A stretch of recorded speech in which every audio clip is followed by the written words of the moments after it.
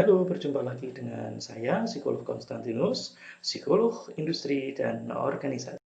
Bersama dengan tim Holibaran Research and Education, kali ini saya akan membahas tentang bagaimana melakukan asesmen untuk seseorang yang akan mendapatkan promosi jabatan di level supervisor atau manajer atau direktur bahkan komisaris ya, secara holistik. Hal-hal yang akan saya sampaikan dalam episode kali ini merupakan hasil dari diskusi bersama dengan partner saya, seorang ilmuwan psikologi sosial yang juga memiliki sertifikat kompetensi di bidang manajemen sumber daya manusia, yaitu Ibu Susana Adi Astuti, yang kebetulan sekali merupakan istri saya, jadi partner dalam bekerja, juga partner dalam berumah tangga. Kali ini kita akan membahas tentang apa saja yang harus diukur ketika seseorang akan mendapatkan promosi jabatan atau menduduki jabatan sebagai pemimpin, ya, entah itu pemimpin di level yang paling bawah, ya, atau supervisor, atau juga pemimpin di level top management, ya, seperti direktur atau komisaris. Ini perlu dibahas, tentu saja karena alasan yang sangat praktis, ya. Sebagai seorang employment counselor, saya menemui orang-orang yang bekerja bagus sebagai staff, tapi ketika dipromosikan, ternyata justru prestasi kerjanya itu jelek. Dan lebih kasihan lagi, ya, kehidupannya menjadi tidak bahagia. Dia stres, ya, dia tidak produktif, itu sudah merupakan suatu hal yang sangat berat buat dia. Dan tentu saja kemudian malah dia dicopot dari jabatannya. Orang-orang menilai dia gagal, ya. Kasihan sekali. Dan saya melihat hal ini disebabkan karena ketika dia diangkat atau mendapatkan promosi jabatan untuk level manajemen, ya, termasuk di level manajemen paling dasar yaitu supervisor, dia belum diukur secara holistik, ya, belum diukur secara holistik, dan karena tidak diukur secara holistik, ya, dia tidak tahu, demikian pula perusahaan yang menempatkan dia atau mempekerjakan dia tidak tahu ada kelemahan apa saja yang akan menjadi masalah ketika dia menduduki jabatan itu.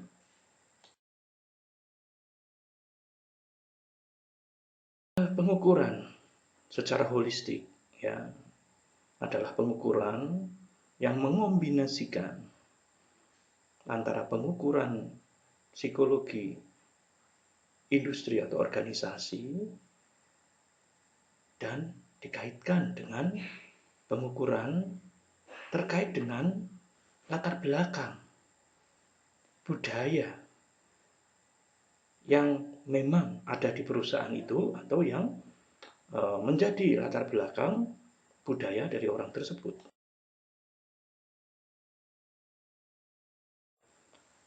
Jadi, dalam ilmu psikologi industri atau organisasi, ketika seseorang akan menduduki suatu jabatan atau mendapatkan promosi jabatan terutama, ya, itu akan dilihat apakah tujuan hidupnya sesuai dengan pekerjaan baru, ya, pada jabatan yang akan diembannya, apakah kecerdasannya memenuhi, apakah kepribadiannya juga fit, ya, dan bagaimana dengan minat bakatnya. Nah, tentu saja tidak lupa ada kompetensi atau pengalaman kerja dan pendidikan, ya, pendidikan sangat menentukan.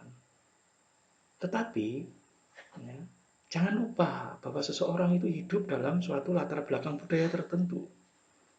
Nah, di sini kepribadian itu dikaitkan dengan psikologi yang ada di dalam diri orang itu terkait dengan budayanya. Misalnya, dalam budaya Jawa ada psikologi terkait dengan kedewasaan seseorang. Jadi seseorang yang berlatar belakang budaya Jawa dan kebetulan hidup dan bekerja di sebuah perusahaan yang juga berlatar belakang budaya Jawa karena ada di daerah Jawa Tengah misalnya, dan karyawannya sebagian besar adalah orang Jawa, sudah selayaknya diukur dengan kacamata psikologi Jawa. Apakah si calon ini sudah dewasa untuk menduduki jabatan itu? Ya, cara mengukurnya tentu saja harus mengkombinasikan. Ya, jadi alat-alat ukur atau alat-alat asesmen psikologi yang sudah dipakai di psikologi industri organisasi itu tentu harus dipakai, dan kemudian dilakukan suatu penggalian, ya, bisa dengan wawancara, bisa dengan observasi, ya, tentang kedewasaan orang itu menurut kerangka psikologi Jawa. Dalam konteks ini saya mengambil contoh psikologi Jawa karena kasusnya untuk perusahaan di Jawa, Jawa Tengah, ya, dengan orang-orang karyawan yang sebagian besar orang Jawa, dan ya, si calon pemimpin ini punya latar belakang budaya Jawa. Ya. Jadi kalau dia diukur kedewasaannya dengan ukuran budaya di mana dia hidup sejak kecil, itu tentu hal yang dapat dipahami. Jadi salah satu hal yang bisa digunakan untuk mengukur ini adalah tentu dengan wawancara.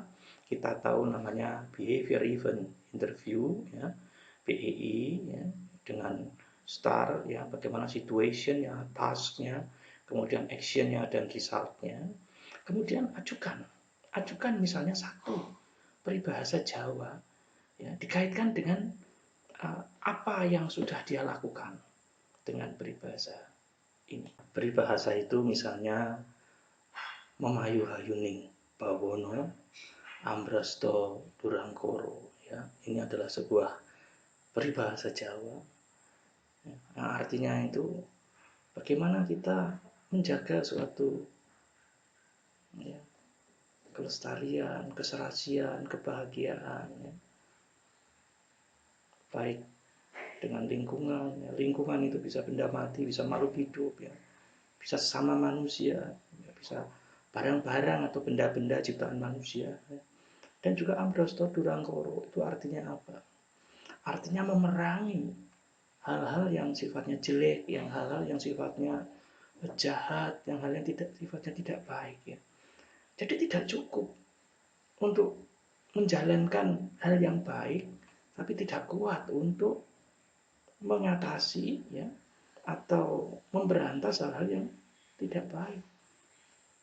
Baik itu di dalam diri orang itu sendiri, si calon, maupun di lingkungannya. Dia harus memiliki suatu bukti di masa lalu bahwa dia memang sudah melakukan itu. Itu sebagai salah satu ukuran bahwa dia memang sudah dewasa untuk menjadi seorang pemimpin.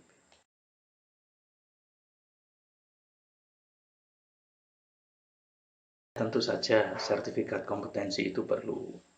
Ya, saya mengatakan bahwa seseorang memang harus memiliki kompetensi yang ditunjukkan dengan adanya sertifikat. Dan jangan lupa, sertifikat kompetensi ini harus dilengkapi dengan kedewasaan secara psikologis, ya. Dan yang paling praktis adalah dikaitkan dengan kerangka budaya tertentu, ya. Jadi sertifikat kompetensi ini kan tentu saja sifatnya nasional, bahkan internasional. Padahal ketika seseorang menjalankan suatu jabatan di level kepemimpinan, ya, tidak bisa dia dilepaskan dari konteks psikologi tertentu, konteks budaya tertentu. Dan hal seperti ini yang di banyak sertifikasi kompetensi, yaitu proses untuk mendapatkan sertifikat kompetensi, itu memang belum secara mendalam digali. Artinya apa? Ketika seseorang sudah mendapatkan sertifikat kompetensi, dia masih harus diukur, ya, apakah dia sudah dewasa dalam konteks psikologi budaya yang relevan.